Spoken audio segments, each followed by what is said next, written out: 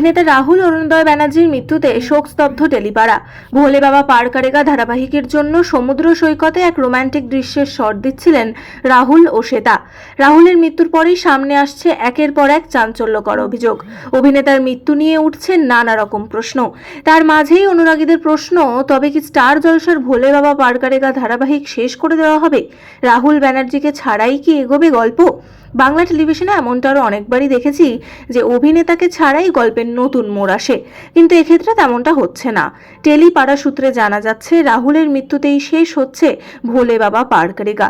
এতদিন অবধি শ্যুট করা উজান কুইনের মুহূর্তগুলো দেখিয়েই শেষ করা হচ্ছে স্টার জলসার এই ধারাবাহিক। আজকালের মধ্যেই টেলিভিশন থেকে বিদায় নিচ্ছে এই ধারাবাহিকটি।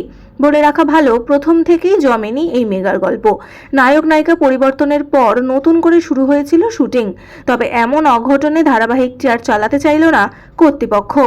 তো বন্ধুরা, এই বিষয়ে তোমাদের কি মতামত জানাতে পারো কমেন্টে।